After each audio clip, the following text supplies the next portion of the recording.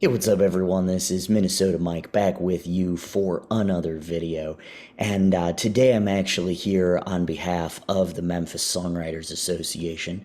I'm the secretary for the association, and we just started a blog that we just released, our first one. And so this is kind of a video that is, related to that and acts as a little bit of a supplement, but you're definitely going to want to go read it as well. So, this is mainly focused on songwriting methods, this particular blog entry. And, this particular blog really just how to write better songs.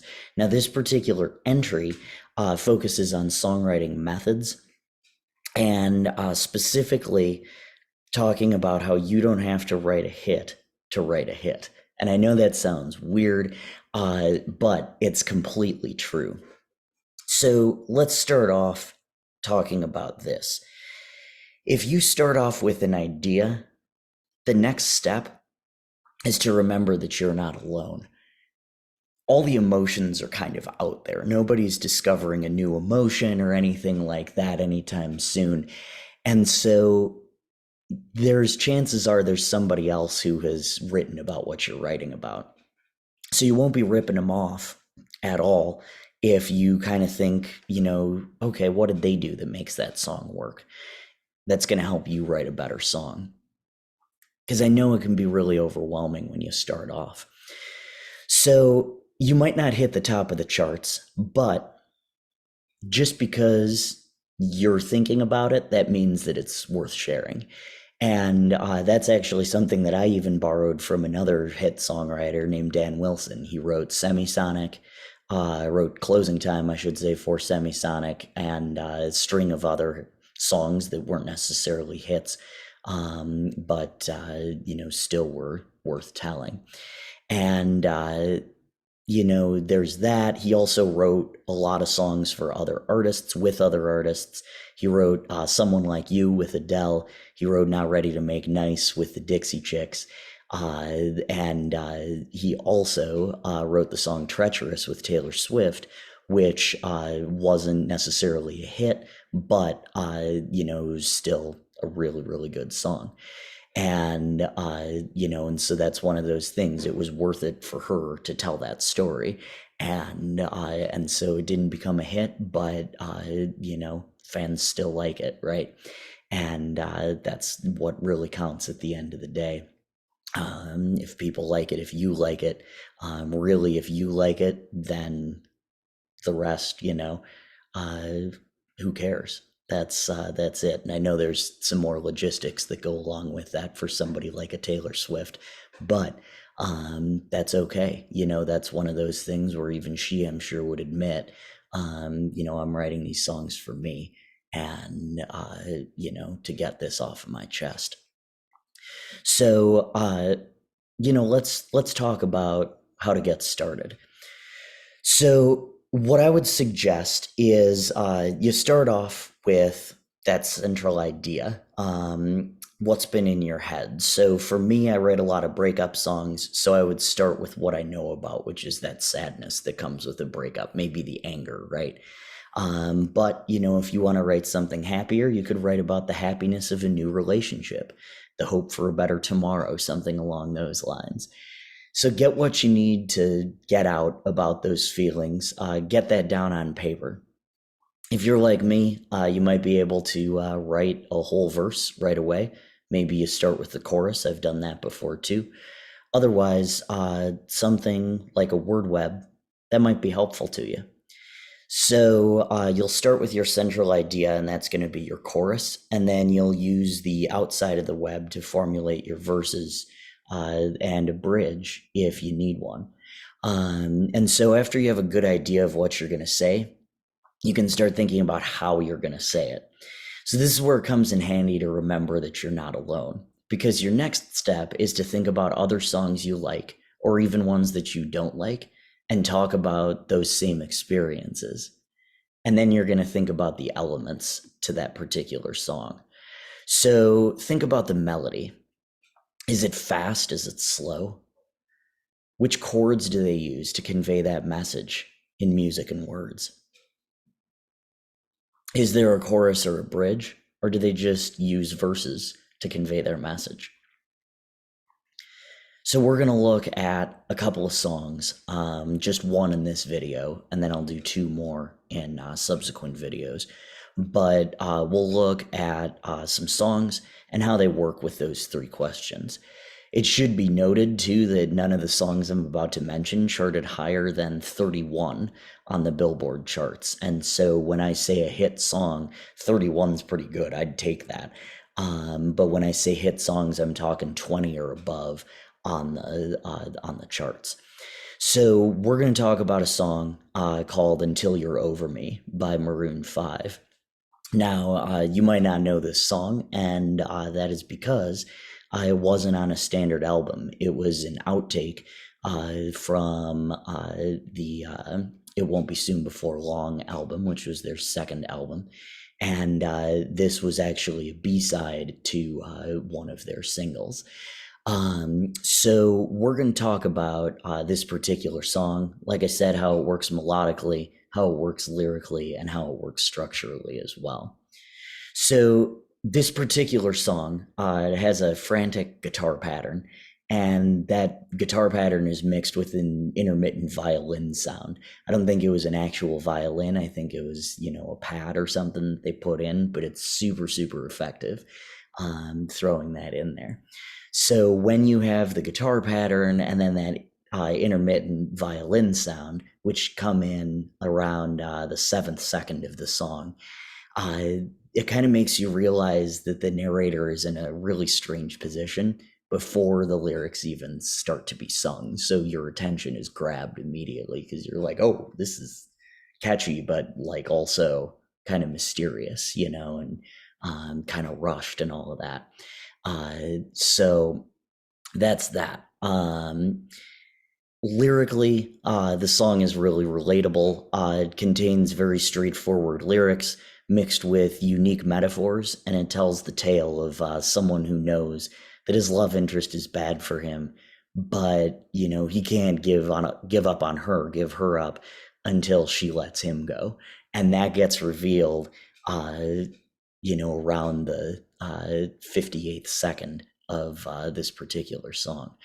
Now, not so much the giving up, can't give you up until you give up on me. That comes in later, and we'll talk about that in a little bit. But the really cool metaphor, the coolest one to me, comes in the second verse, in the 58th second. And that one, the whole verse is never meant to keep you waiting. Now your food is getting cold.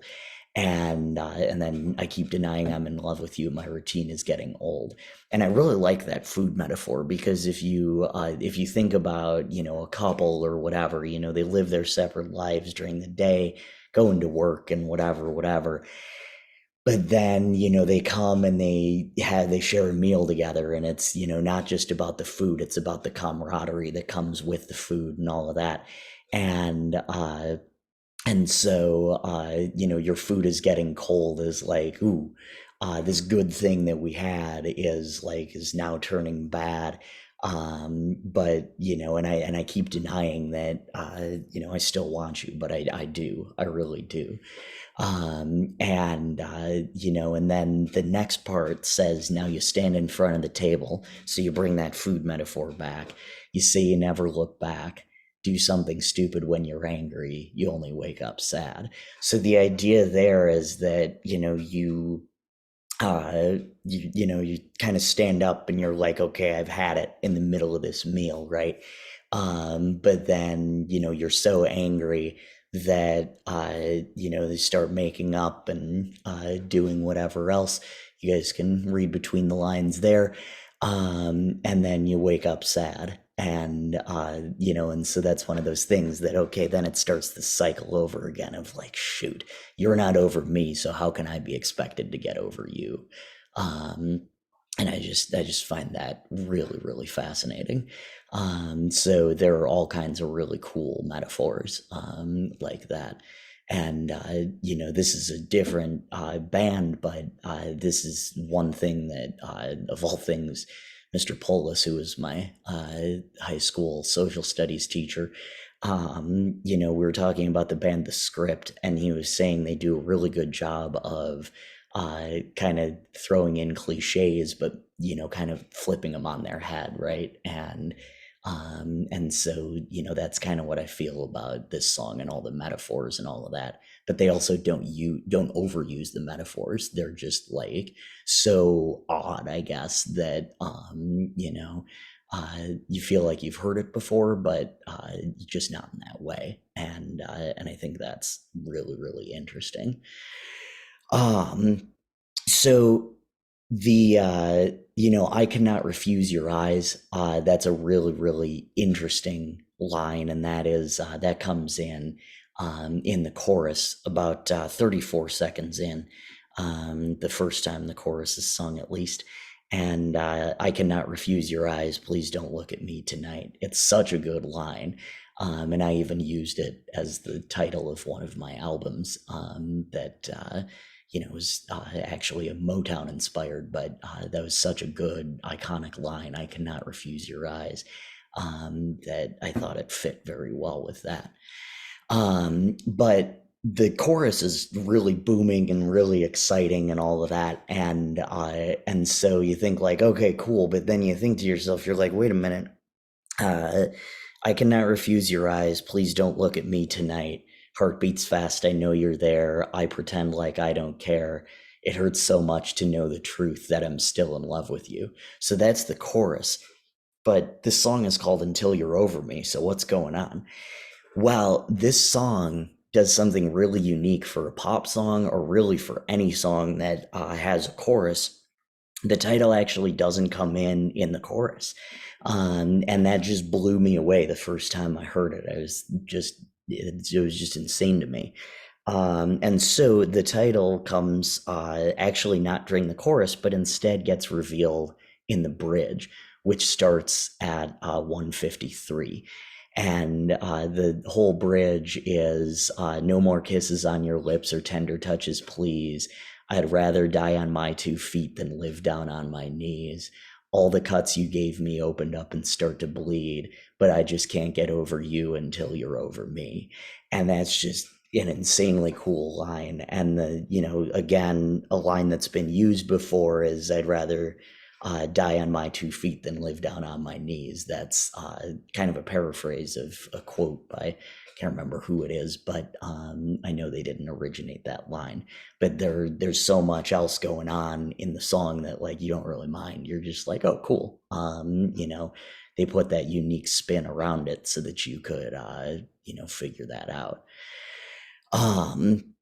But it's just an absolutely phenomenal song. Like I said, Until You're Over Me, and like I said, it wasn't a hit. It did not chart any higher than 31 on the Billboard chart, but it's still just an absolutely phenomenal song, and so that is definitely one to study.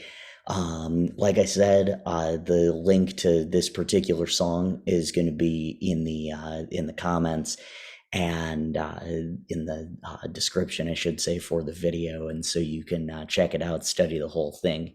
And I'll also link these times to that particular video so that you can skip right to that. But it does work a lot better if you listen to the whole thing. But that just will let you know when to look for it. So I appreciate you guys listening, watching, all of that good stuff. This is, like I said, a brand new type of video series that I'm doing, and there will be at least 2 more in this particular video series.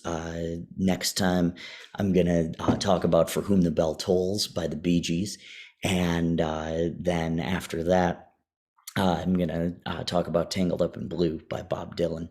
And What Works will follow the same structure. But I'm Minnesota Mike on behalf of the Memphis Songwriters Association.